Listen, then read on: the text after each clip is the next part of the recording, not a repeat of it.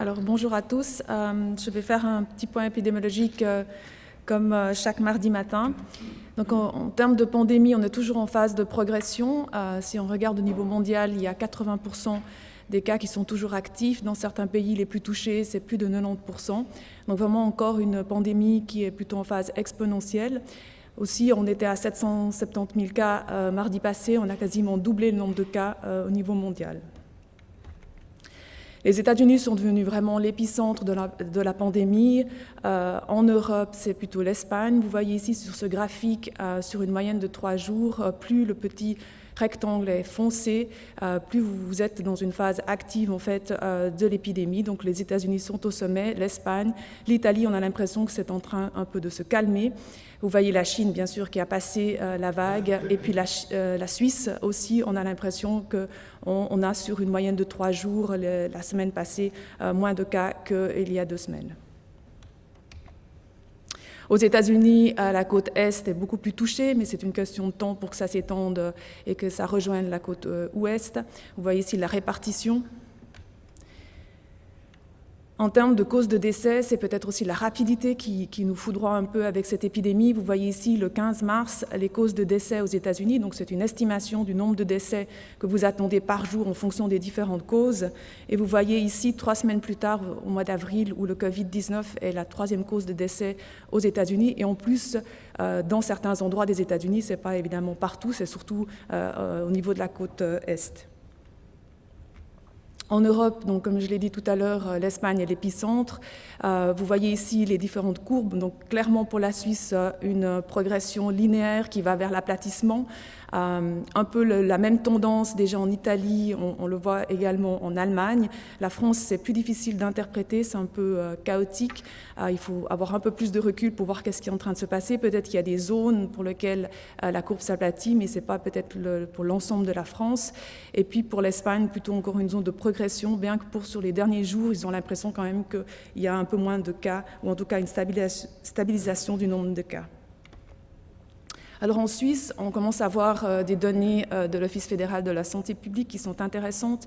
Vous voyez ici qu'en termes de distribution, il y a une prédominance de femmes, à 53% de manière globale. Vous voyez la répartition par âge en dessous du paille, enfin de la répartition homme-femme, avec une prédominance dans la tranche d'âge de 50-59, mais bien sûr ça c'est lié à notre stratégie de dépistage qui a focalisé plutôt sur les gens avec des facteurs de risque et en dessous aussi de 65 ans, donc plutôt ces tranches d'âge qui sont en fait prédominantes dans les gens qui ont l'infection en Suisse, mais ça c'est vraiment lié à la stratégie. Vous voyez que de manière générale, avec le nombre de nouveaux cas, le diagramme du bas à droite, c'est en train de descendre, donc on a plutôt une tendance à avoir moins de cas chaque jour que les jours précédents. Souvent, ils font des moyennes de 2 ou 3 jours, donc on voit qu'il y a vraiment cette tendance au plateau de manière générale en Suisse. Si on regarde le diagramme de gauche, c'est les 5 cantons les plus touchés. On voit la même tendance pendant tous les cantons avec cet aplatissement de la courbe. Il y a aussi des données intéressantes sur la population hospitalisée. Donc là, vous voyez sur 2471 patients qui ont pu être analysés, un âge médian à 71 ans, 61% d'hommes. Donc alors que le nombre d'infections est plus important chez les femmes que chez les hommes de manière générale, dans la population hospitalisée, il y a clairement une prédominance d'hommes. Et vous voyez que 12% sont sans comorbidité. Donc ça, c'est aussi un message à faire passer, que ce n'est pas seulement des gens avec des comorbidités ou âgés qui sont malades, mais on voit aussi des formes assez graves dans toutes les tranches d'âge, sauf les enfants.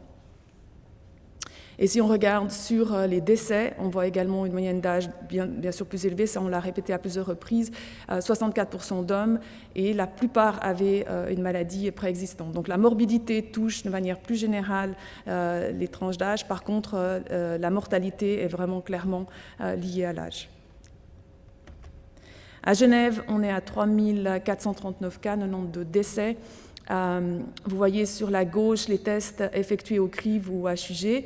Donc il y a eu un certain pic, c'est lorsqu'on a restreint notre stratégie de dépistage à la toux et à la fièvre. Donc on était plus spécifique probablement avec les symptômes. On voyait là une proportion de positifs sur les gens testés qui est montée jusqu'à 50%. On est actuellement plutôt autour de 20%. La stratégie est très ouverte maintenant. On essaie de tester le maximum de gens avec symptômes. Mais vous voyez que comme on est probablement au niveau du plateau, peut-être c'est pas que les gens ne viennent pas, simplement il y a moins de gens malades. Donc des nouvelles plutôt rassurantes. À droite, vous avez la proportion de cas hospitalisés sur les cas totaux. Donc, il y a toujours une progression linéaire du nombre de cas, mais il y a une stabilisation du nombre de gens hospitalisés, donc de personnes avec des pneumonies, des critères d'hospitalisation. Par contre, le diagramme du haut, vous voyez la mortalité, les décès. Ça, bien sûr, c'est toujours en retard de 2 à 4 semaines sur le moment où on décèle l'infection chez les gens. Donc, c'est clair que ça va continuer à monter pour un certain temps. Ça, c'est une slide, je remercie la doctoresse Itten de me l'avoir fournie. C'est la surveillance au niveau des HUG. Vous voyez sur le diagramme du haut la proportion de gens hospitalisés par jour et la proportion de ceux qui ont quitté et les décès. Donc ça, c'est intéressant de voir qu'il y a énormément de gens qui sortent de l'hôpital. Donc c'est bien d'avoir la vue un peu d'ensemble, pas seulement de ceux qui rentrent. En dessous, vous voyez la pyramide des âges des gens hospitalisés. Et ça, c'est un petit peu différent de ce que je vous ai montré tout à l'heure au niveau suisse. On a une prédominance de femmes dans la tranche d'âge de 85 à 89. Mais bon, il faut aussi voir peut-être avec l'ensemble de la population hospitalisée à la fin de l'épidémie pour mieux en juger. De manière générale, il y a aussi plus d'hommes hospitalisés que de femmes à Genève. Ici, vous voyez la même chose. Donc là, c'est le nombre de nouveaux cas hospitalisés. Ça vient directement de l'équipe CIMED qui fait les simulations. Vous voyez clairement qu'il y a moins de cas chaque jour que le jour précédent. Donc on est clairement même en train de peut-être passer le plateau et en phase descendante, mais c'est encore un peu tôt pour en être sûr. Et vous voyez sur la droite la prédiction à 5 jours, donc une prédiction plutôt aplatie du nombre de cas. Ça, c'est pour les étages, mais en fait, la même simulation existe pour les soins intensifs où on voit plutôt vraiment ce plateau et non pas une remontée exponentielle. Ça, bien sûr, ça va dépendre de comment on va être responsable par rapport au confinement. Donc, c'est très important maintenant de le garder encore pendant 2 semaines, de ne pas commencer à sortir. Il suffit d'avoir 10 à 15 cas qui se circulent dans la population pour réinitier une vague. Donc, c'est extrêmement important de maintenant de maintenir les efforts de confinement. Pour terminer, j'aimerais juste faire une comparaison avec des épipandémies récentes. Vous voyez ici la comparaison avec la pandémie de 2009 H1N1 et puis Ebola et SARS, 2 autres épidémies. Vous voyez en termes de nombre de cas, c'est une échelle logarithmique. Donc on avait 60 millions de H1N1 comparé à 1 million, enfin en fait actuellement c'est 1 million, quasiment 1 400 000 pour Covid, et puis 28 646 pour Ebola et 8 000 pour SARS. Donc vraiment, en termes de nombre d'infections, 4 situations vraiment différentes. Pour les décès, vous voyez que le Covid est au top de la liste. C'est peut-être aussi la rapidité à laquelle c'est arrivé, c'est-à-dire qu'en décembre, on ne parlait pas de Covid. Maintenant, tout le monde en parle et vous voyez le nombre de décès déclarés. Bien sûr que ça, il faudra ramener au nombre d'infections le jour où on a vraiment une idée de combien de gens ont été infectés. Mais pour l'instant, c'est assez effrayant parce que tout est arrivé en même temps et a surchargé les systèmes sanitaires dans le monde entier. Alors que pour Ebola, ça s'est étalé sur 2 ans, voire 3 ans. Donc, ce n'est pas du tout le même timeline. Ici, pour la mortalité, le taux de mortalité, pour Ebola, il est à 40%, donc c'est toujours une maladie qui effraie, parce que si vous l'avez, la probabilité de mourir est très élevée. Pour le Covid, on n'en sait encore rien. Sur les cas déclarés et le nombre de morts, on peut dire qu'elle est à 5% maintenant, mais bien sûr, on ne peut pas estimer que c'est juste, vu qu'on est trop au début de l'épidémie. On l'a vu avec le H1N1, au début c'était 5%, et à la fin, lorsqu'ils ont pu faire une meilleure estimation, c'est entre 0,01 et entre 0,01 et 0,1%. Donc c'est certainement aussi de cet ordre-là pour cette épidémie, mais il faudra attendre un peu plus pour le savoir, mais plutôt rassurant dans le sens que ce n'est pas ces 5% qu'on voit actuellement. Simplement, on manque beaucoup d'infections qui sont les polysymptomatiques. Voilà, merci beaucoup. On va donner la parole maintenant au Dr Christophe Marty, qui est médecin adjoint dans le service de médecine interne générale et responsable de l'unité de soins intermédiaires de service. Merci beaucoup Christophe pour nous donner un aperçu de ce qui se passe aux soins intermédiaires.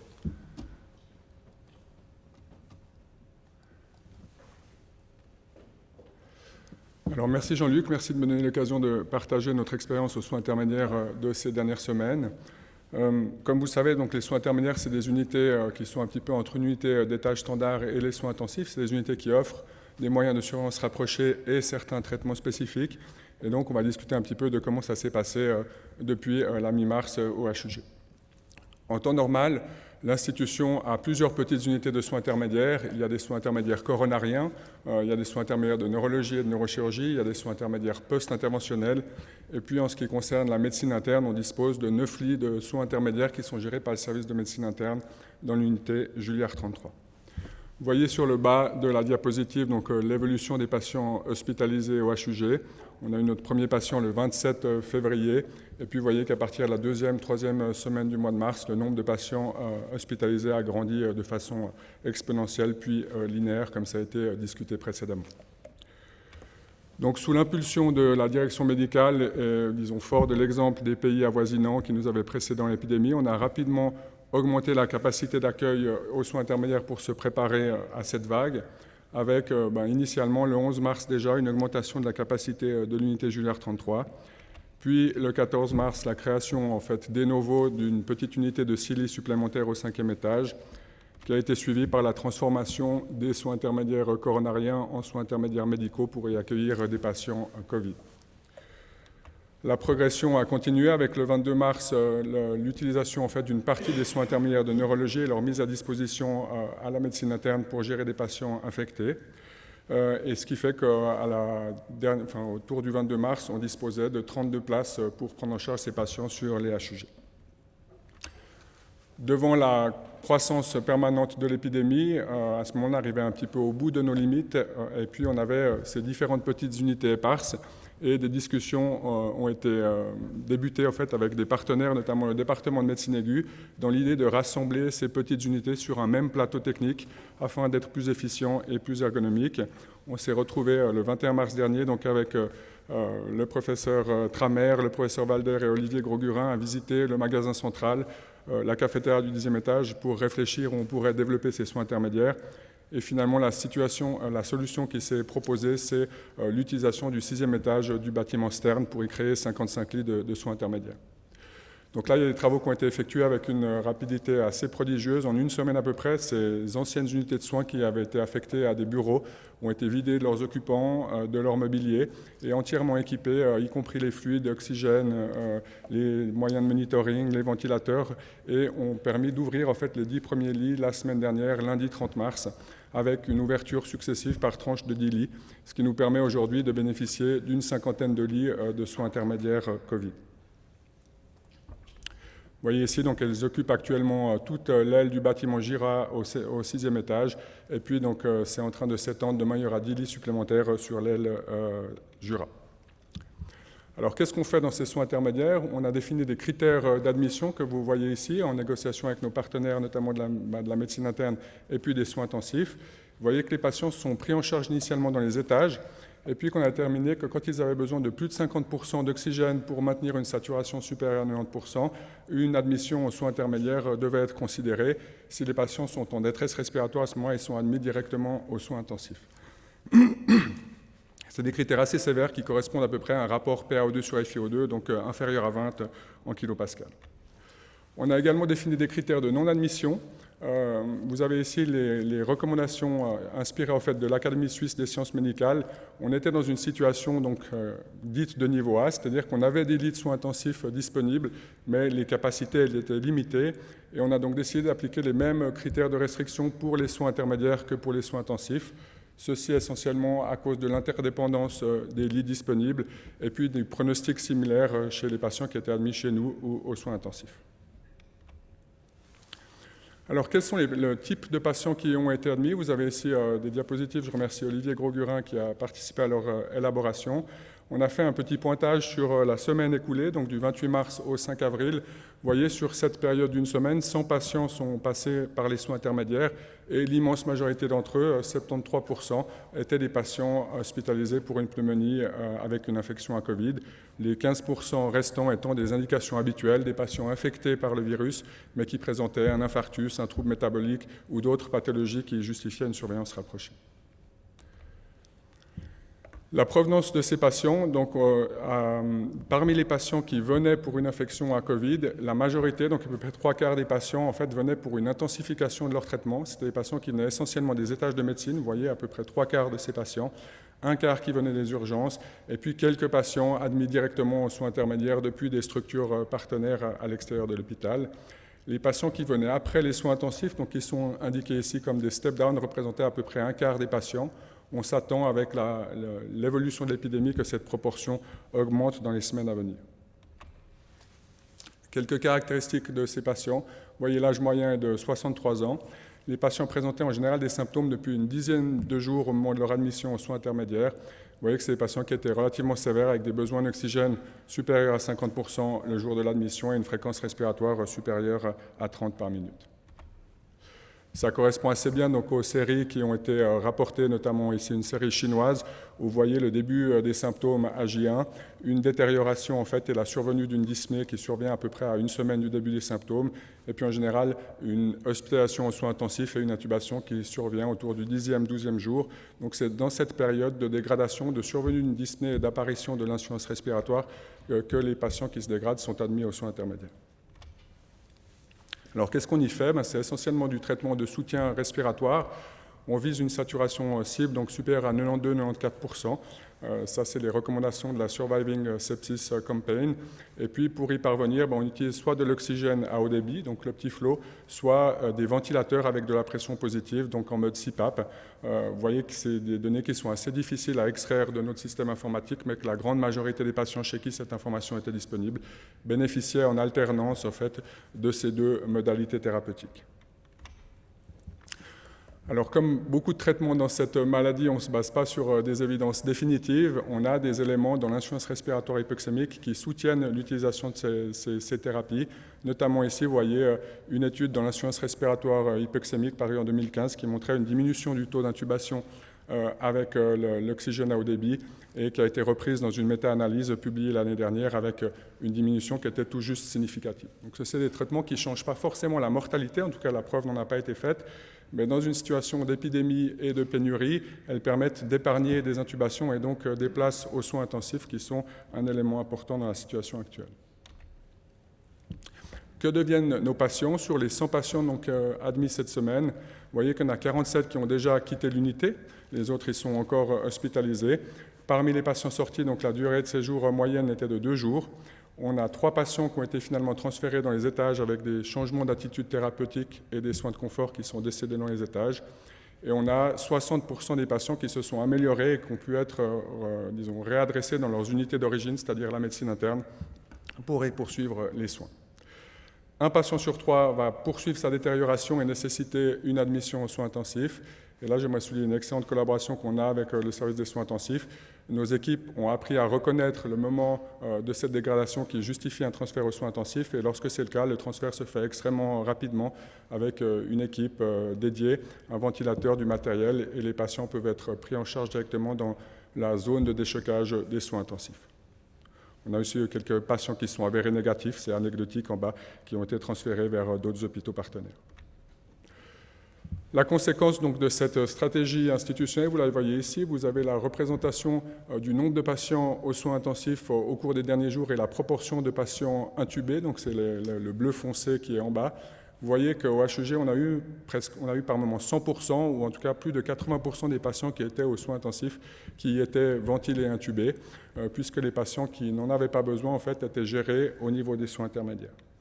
C'est une différence assez significative par rapport à ce qui est rapporté dans la littérature. Vous voyez ici une cohorte publiée récemment où les patients de soins intensifs étaient ventilés mécaniquement seulement dans 47% des cas, Donc ça signifie que finalement les patients sont pris en charge aux soins intermédiaires avant les soins intensifs. Ils viennent aux soins intensifs au moment où ils ont absolument besoin d'être intubés et de bénéficier d'une ventilation mécanique.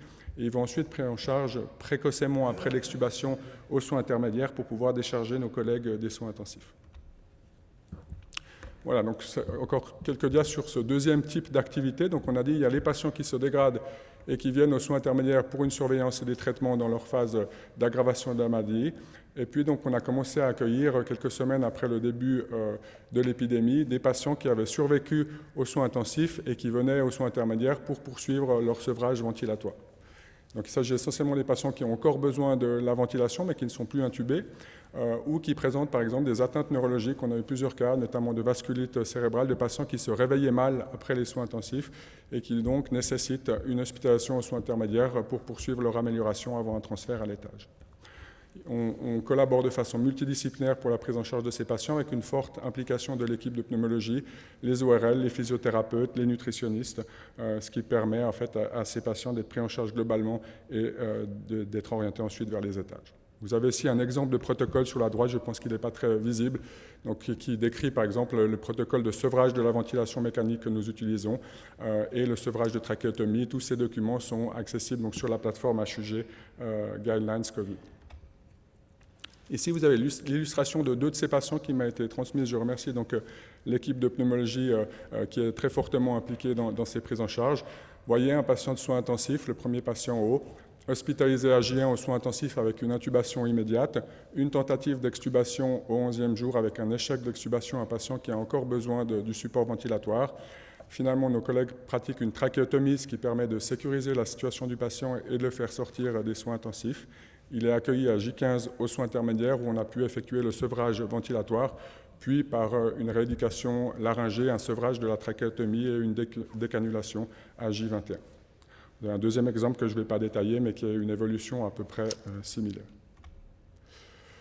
Donc en conclusion, on peut dire qu'actuellement, les soins intermédiaires sont surtout une unité de step-up, donc qui accueille essentiellement les patients dans leur phase d'aggravation, que parmi ces patients, à peu près 2/3 des patients vont pouvoir être réadmis à l'étage après le séjour aux soins intermédiaires et donc éviter un passage aux soins intensifs. Et le but de cette stratégie étant la préservation de la capacité d'accueil des soins intensifs.